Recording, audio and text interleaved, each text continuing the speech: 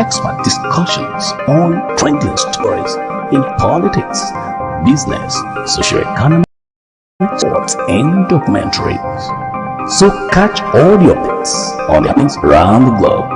Stay focused on the fact today, only on ATN.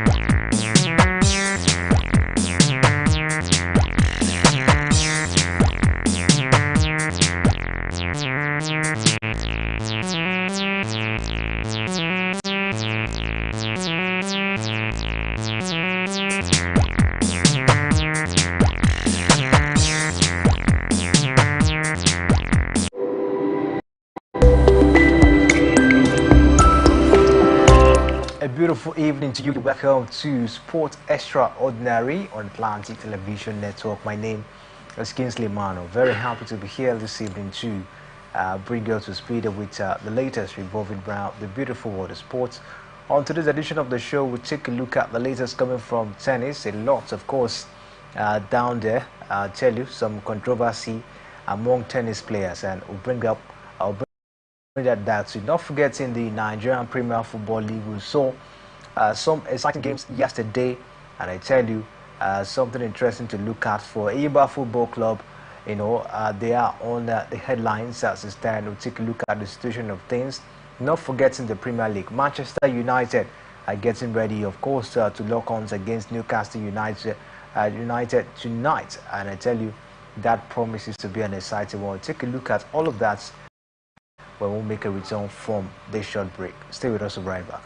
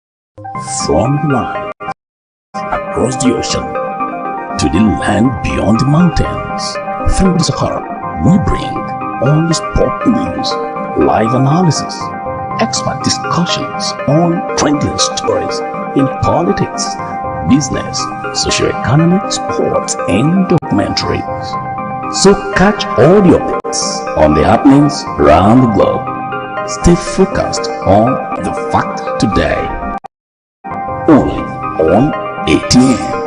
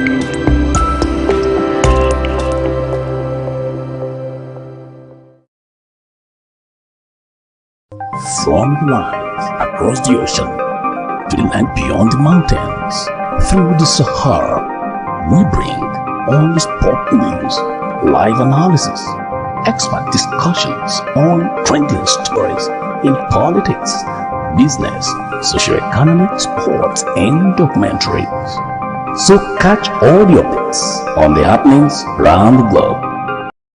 Stay focused on. You're welcome back to Atn Sports Extraordinary on Atlantic Television Network, and of course, we're ready to bring you all that you need to know revolving around the beautiful world of sports this evening. I'm not alone in the studio. I have Emmanuel Michael. Michael, good evening to you, and welcome to the show. Thank you very much, Kingsley. Good evening, and good evening to our viewers out there. Let's quickly get into the beautiful world of tennis, because a lot of agitation. Some players not be happy with the situation of things in tennis, as Nick Kyrgios, one of the tennis players, lashed out at what he believes is the lenient treatment of what tennis number one, Italian Jannik Sinner, for a failed drug test, and for the fact that the tennis integrity unit, of course, they've not done enough to see how to bring, of course, this matter to a very, very favorable end at this point in time. Some tennis players are not happy that Jannik Sinner, of course, his matter has been kept, in the fridge, not really been attended to at this point in time, because in 2024, the man, of course, was tested twice for a prohibited substance. It was fined. Points were deducted as well. There was also a financial fine as well. But for the fact that when this happened, especially to other tennis players, we just hear, oh, that player has been banned and all of that. But Jannik Sinner, after the fine, financial fine and point fine, was still winning games and racking up the points and winning tournaments at this point in time. And this has actually brought up a lot of anger on some tennis players, and they're talking now. Djokovic is talking, not really happy with the situation. Nick Kyrgios is also not happy with the situation. Even some other female tennis players as well are not happy with this. Michael, what do you make of this one? Do you think the tennis integrity units, are they being fair on this matter? I do not think that they are fair. I do not think so, because for me, I think it's a big talking point, and one I want to hold the headline because of the way that the tennis integrity unit is handling this issue. If it actually happens to other players, we've seen a whole lot of punishment coming up or taken against other players. You had the name Richard Gasquet, was also caught in the web of violating the rules when he was actually tested positive. When he actually tested positive with banned substance, in fact, cocaine for that matter, at some point in time. But then he came up with a defense that he did not do that, knowing fully well that such substances is in his system. So, I mean, at some point, it was more like he's going to be banned for 2 years. But then he had to take his case far as well. He made a claim that he was unaware, that he did not deliberately take such banned substance. And guess what happened? What happened was that instead of the 2-year ban, they had to reduce it to some months. But then, one thing is certain, that he was fined. Whether he was aware or not that such substance is in his system, it doesn't matter.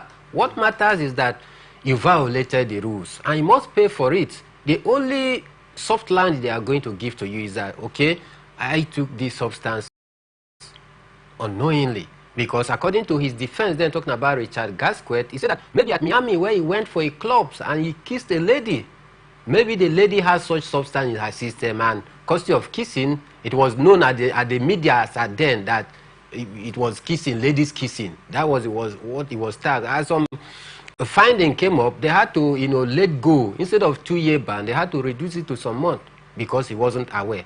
But one thing stand out most, that he was punished. Then fast forward in 2013 as well, you had the case of Silic, Marian Silic. He was also, he tested positive for a banned substance as well. And the case come out, he was supposed to be banned for 2 years as well, but then he had to plead his cause that he did that inadvertently. He wasn't aware. And they had to trace it, do some finding investigation, and had to come to a logical conclusion that he did that unaware. And so instead of a 2-year ban or stiffer, penalty, he was actually suspended for some months. And he paid some fine. His points were deducted, despite the fact that he pleaded not guilty. I mean, he did that unknowingly. We have had a case of Maria Sharapova and some other big tennis names that have also been caught in the web of, taking banned substance one time or the other.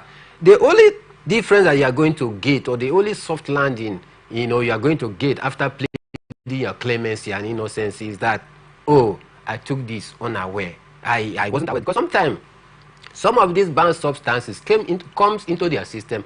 It's either via their nutritionist, it's either via their doctor and all of that. And the case of Silic, he said that the tablet that he took, he did not know that it contained such banned substance. In fact, it was a glucose tablet that was meant to also boost his own immune system. And to him, he was taking that innocently, not knowing that there is a banned substance within that tablet that is made up of glucose. And that is how he was caught. Despite pleading his innocence, he was still punished. So for me, whether Yannick Sinner is aware or not, the truth remains that he has violated the rules twice, not just once. If it is once, maybe some person may try to exonerate him, but once and twice, and yet no action taken against him. I mean, more like a double standard for the tennis integrity unit. And it's going to open up a whole lot of Pandora's box, because a lot of questions is being asked right now by players from different sectors. In fact, it started even before the season. At the heat of this controversy, when he tested positive for a banned substance twice, he was still being allowed to take part in a competitive competition. But it doesn't happen that way. It shouldn't. And for me, I don't know the preferential treatment that they are giving to him, what might have resulted to that. Because to me, it is a preferential treatment. Whether he's aware or not, you have violated the rules and you need to pay for it. If you were supposed to be banned for 5 years, I think the only soft landing, you are going to reduce the punishment. Why? Because you weren't aware. But this one, no action taken against him. He was allowed to play. His points still count, and he still won, in fact, a major tournament during the course of this, this controversy. So I think for me, it put to some question marks on the integrity unit of the tennis federation. And I tell you, and that is why WADA is not even letting go. WADA is also ready to pick up this case, and because they did not accept that verdict, and as it is right now. So let's keep our fingers crossed, hoping that as more questions continue to be raised by other players, the tennis integrity unit is going to do the needful, thereby bringing Yannick Sinner to book. I don't have anything against him. He's a very good player, no doubt. But then when he goes contrary to the rules, I mean, he should go for it. He should pay for it. All right, let's see how it goes. We hope that while they're weighing in, they will bring normalcy to this, because it's not really balanced, if you ask me. A situation whereby Yannick Sinner has to be respected. Yes, respected at this point in time, not being banned. But after being fined, he was allowed to come compete, and all of that. But this is not the case for other players, when of course they are in this same situation. So we'll take a look at all of this and see how it's unfold in the coming days. We have to move on now as we take a look at the Nigerian Premier Football League. Some exciting games we saw over the weekend. Bayelsa United, they lost to Abia Warriors 1-0 in that particular encounter. And as well, we saw the likes of Economic Warriors, the beats Kano Pillars by 1-0. Michael, that of course seems to be a surprising result. Economic Warriors beating Kano Pillars 1-0. Yeah, it's a surprising result for Economic Warriors and for Kano Pillars, because Kano Pillars, I think they've been doing good. They are not that bad so far this season. So for Economic Warrior to peep them by a lone goal, it clearly tells you that, I mean, they were very determined to, get all 3 points, and that is why they give her their all to ensure that, they take all 3 points. But the big worry here is that, can they be able to be consistent? Can they build on this after taking 3 points against a traditional Nigerian Premier Football League team like Kano Pillars? Can they build on this very fine result going forward? It's a very big question. They're not doing badly at all. They're seated fifth on the table. Yeah, they are seated fifth on the table. But the big question, like I'm asking, is that can they maintain this form going forward? Because we have a lot of competitors in the league. Remo Stars up there, Rivers United up there, Shooting Stars up there, Enugu Rangers up there. So I think for me it's a good result for them, but they need to actually complement this fine result in their next game. Niger Tornadoes lost to Enugu Rangers by 1-0. Katsina United beat Nasarawa United 1-0. Lobby Stars, they play goalless. Yes, they played goalless against Heartland FC. And Michael, a lot seem not to go well with Lobby Stars. Their technical director, Daniel Mokachi, we hear he has left the side. Yeah, a lot of disturbing issues coming from the camp of Lobby Stars at this point in time. Although the news that is still making around that Daniel Amokachi has left the side is still yet very unclear. If he actually left the side, maybe he would do well to establish contact with him, maybe this evening or tomorrow morning, so that we can get his own side of the story before we can clearly, stand in a better position to begin to analyze the reason why he decided to leave the side. But one thing is very sure, that for them this season they are not doing fantastic, and this is the reason why we are having different conflicting reports from their camp out there. But maybe as the day go by, we'll get to know better the direction to which the club is going, and if Daniel Amokachi has actually left his role out there or not. Exciting times for Ikorodu City.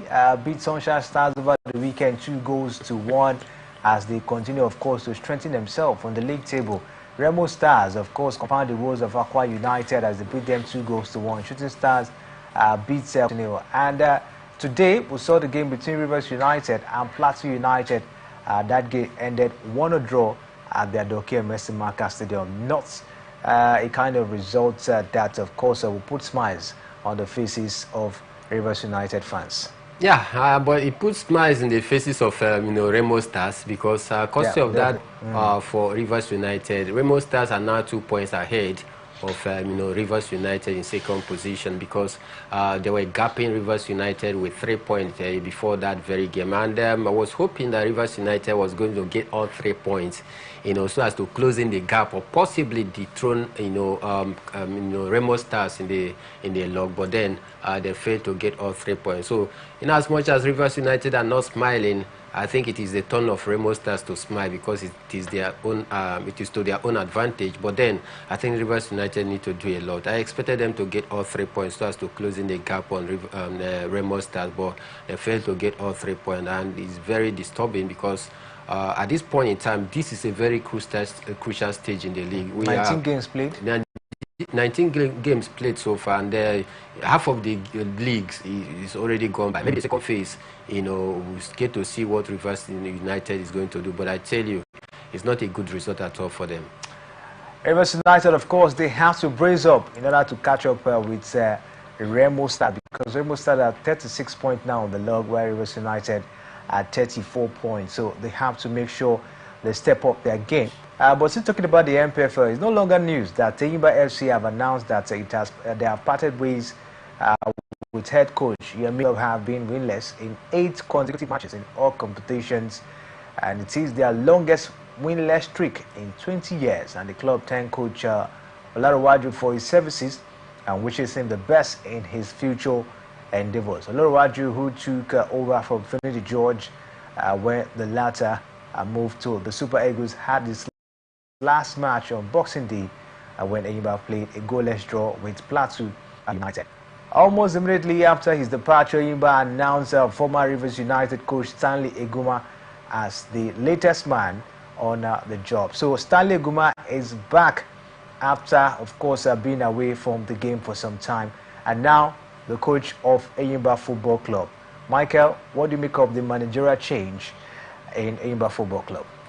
I think it's very, very, you know, understandable. Whenever things are not going right on a pitch of play, when the result is not going in your favor for a very long time, then you need to do some total overhaul within the technical, you know, angle of it. And you know, when a team fails to get a positive result in a football game, I mean, the coach comes to the center of the whole equation, because he is the one that is responsible on how the players get positive result on the pitch of play. So, Enyimba, one of the in fact, the most successful team in the Nigerian Premier Football League, having won the league record 9 times, you know, having failed to win a single game in their last 8 games. I mean, it dated back in 20 years ago. So for such poor results, I mean, it really calls for worry, and that is why I think that the authority decided to let go of Yemi Olarewaju, who, for me,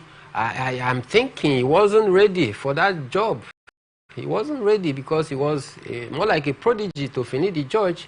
Finidi George left to handle the Super Eagles, and he was quickly drafted in because they couldn't have allowed that vacuum, you know, out there, because he has studied or learning under the tutelage of Finidi George. They thought maybe, yeah, he's the right person to take over from Finidi George, because he's at home with the players, he understands the system. But then, understanding the system is one thing. Then again, having what it takes, the innate coaching ability to deliver, is another thing. And I believe Olarewaju did not have that in him when he took up that job. And that is why I said that he wasn't prepared.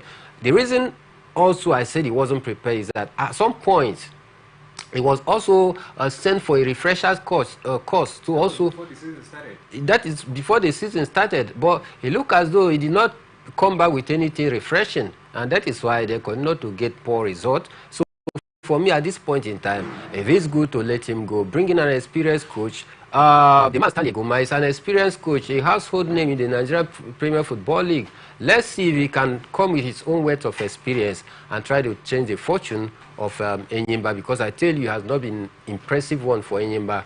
Both in the continent, you saw how poorly they perform in the continent. Even the whooping team of our group in the continent, the CAF Confederation, they could not beat them. They were well up 3 goals to nothing. You know, coming back to the league, nothing.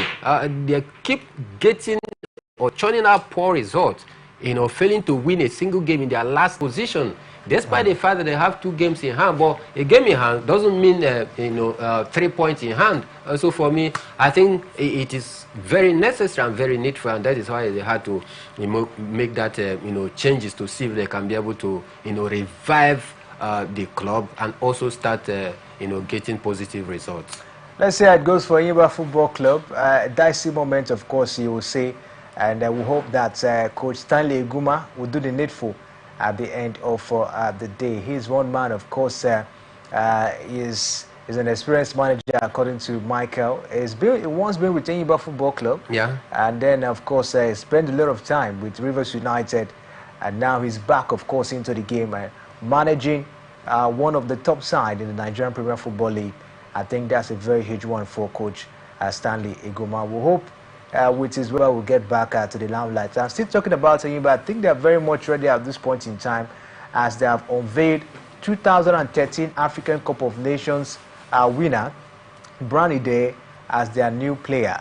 The club, who unveiled the former MPFL champion via their social media pages, expressed joy to have recruited the goal poacher in their ranks. According to Enyimba, they said, we are delighted to officially announce the addition of former Super Eagles striker Brani Day to our fold. We are expectant of the experience and professionalism he will add to our game, our quest in our remaining games that this season, especially under the new Gaffer. Michael, what do you make of it, Brani Day in Enyimba Football Club?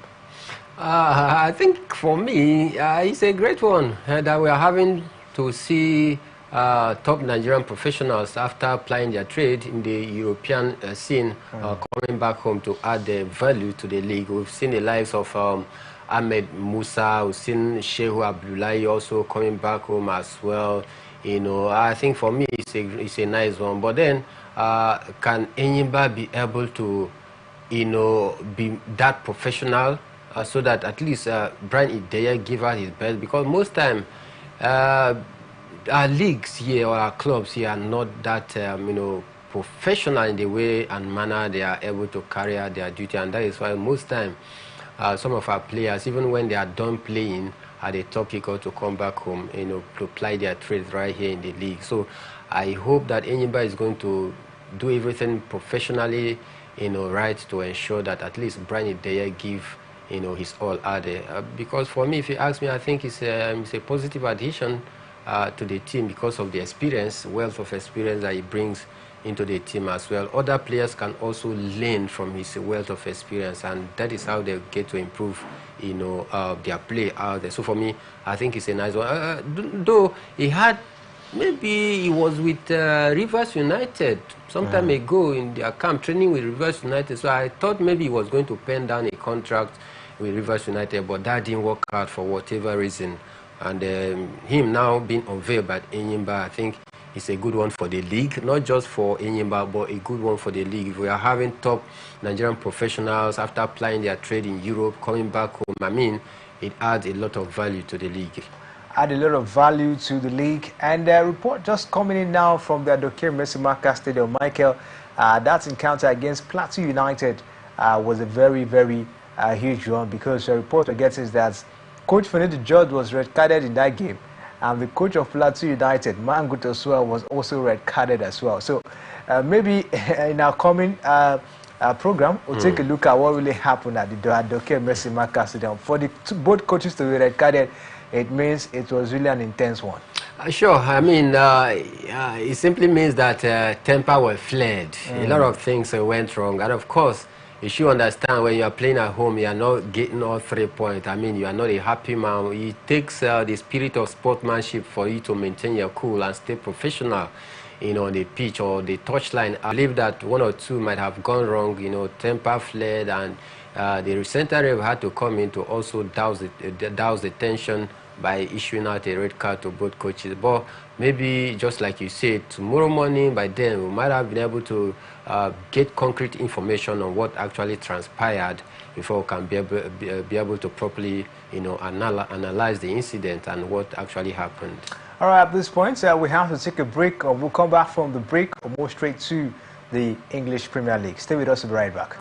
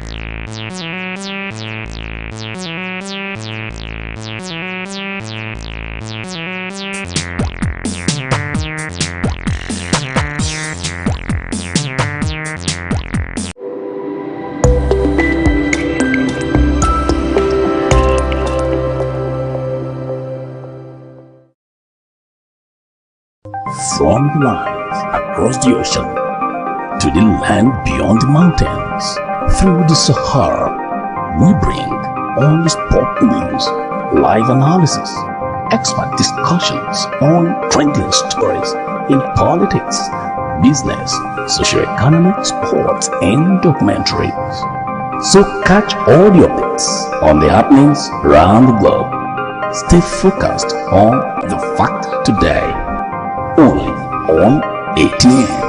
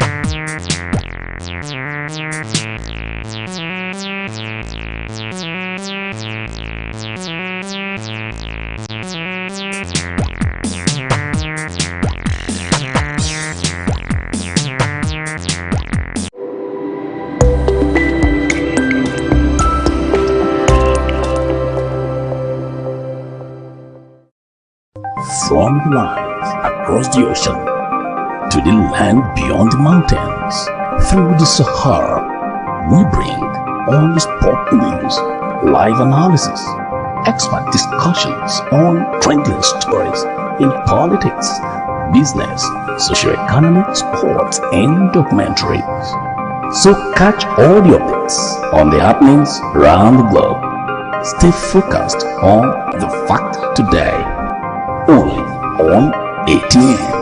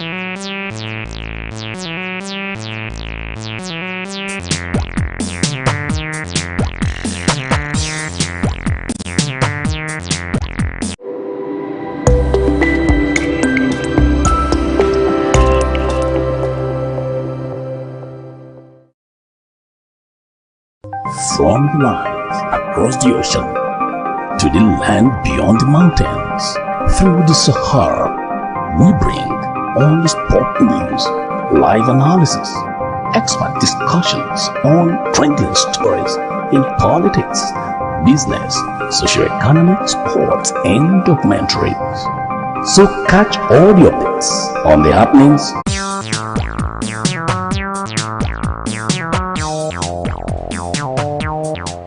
Welcome back, Steve Sports Extraordinary on Atlantic Television Network. Time for we to bring you the latest from the Premier League.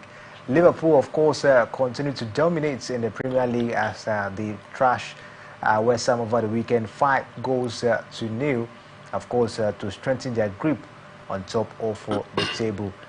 Michael, what do you make of this, flawless move of Liverpool this season in the Premier League? I think for me it's a clear testament, a clear indication that Liverpool is in for the title this season. They've been very fantastic so far during the course of the season, getting points every week, winning games, and of course their talisman, talking about Mohamed Salah, also doing pretty well. Luis Diaz, Cody Gakpo, giving their best for the side. So I think for Liverpool, under Ancelotti, it's looking likely that they may win the league for this season, because likes of Chelsea, Arsenal, Manchester City, Manchester United, they are not up there. They are blipping form.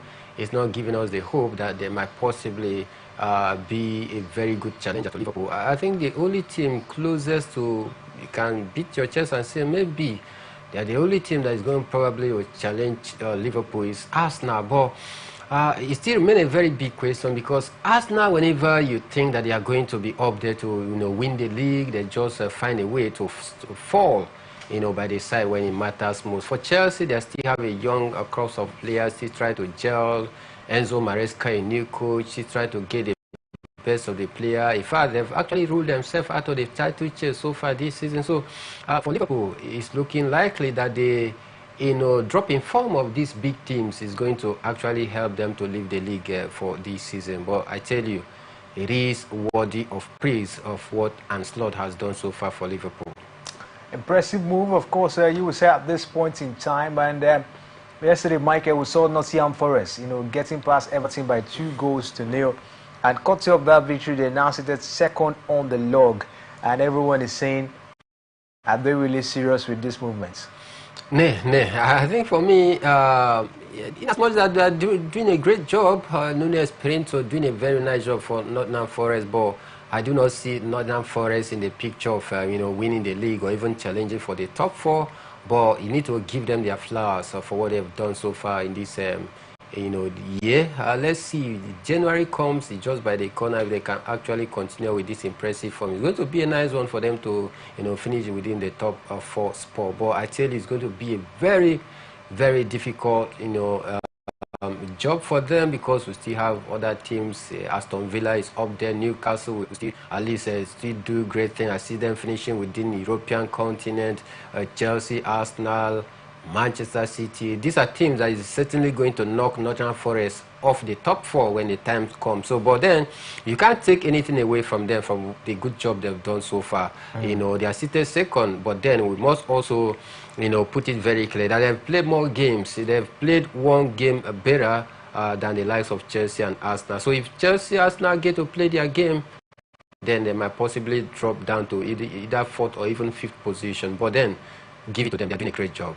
Nottingham Forest, of course, in a very fantastic fashion. Crystal Palace got the best in that encounter against Southampton, 2-1. It ended in that encounter.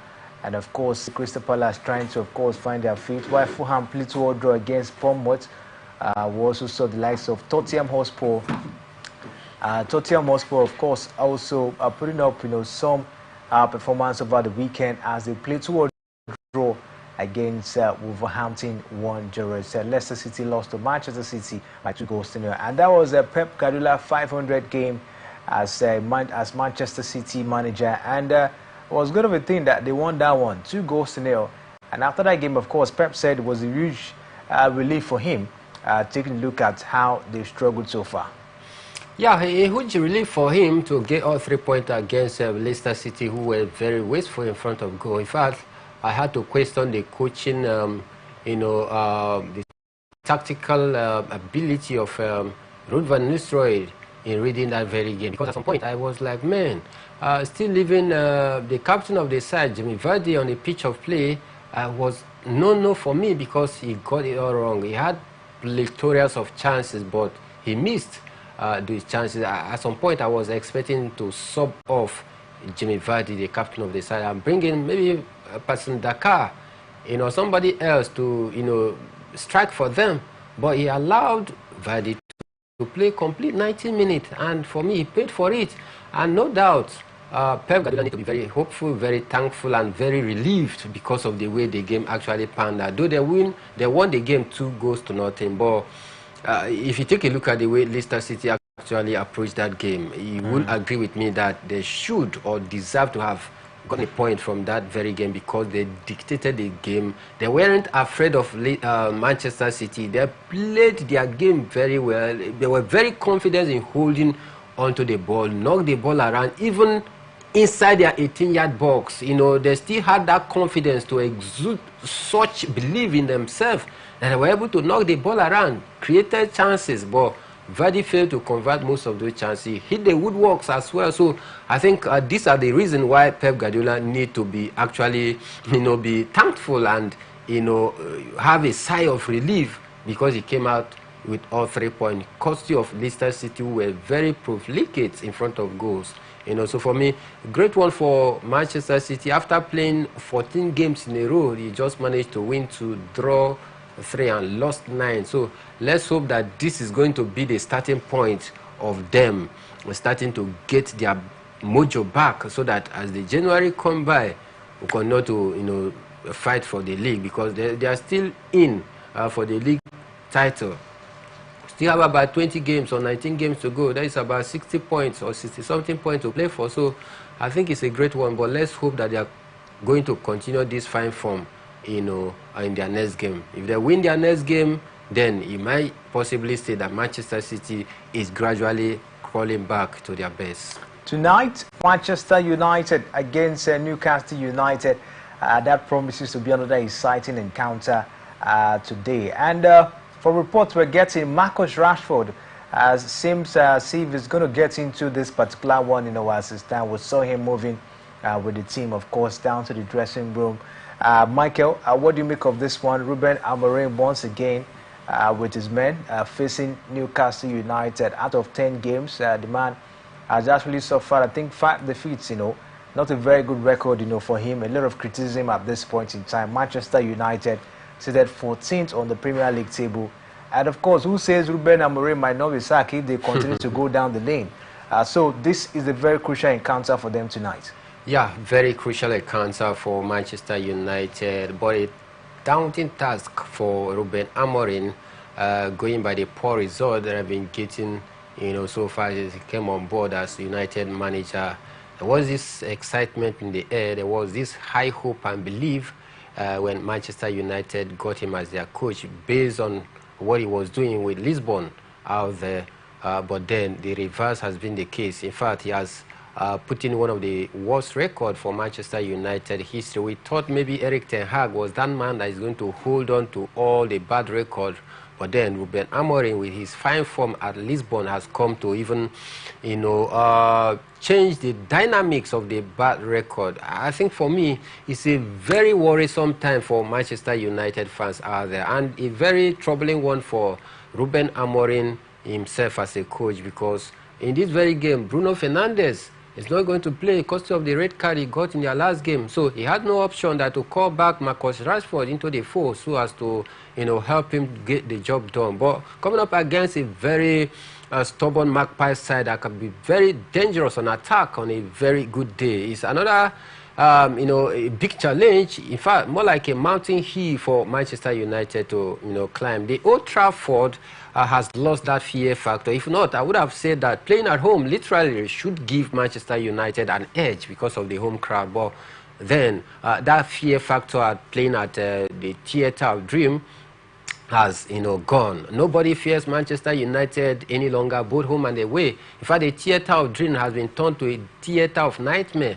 You come there, even smaller team come there, get 3 points, walk away. So this makes it even very difficult for Manchester United. But I hope that they can be able to do their best in order to get all 3 points this evening.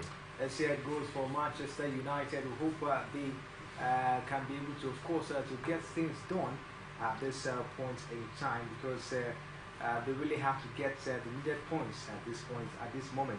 Aston Villa will also lock arms against Brighton, and we'll see Ipswich Town against Chelsea Football Club. These are the matches we're expecting tonight in the English Premier League.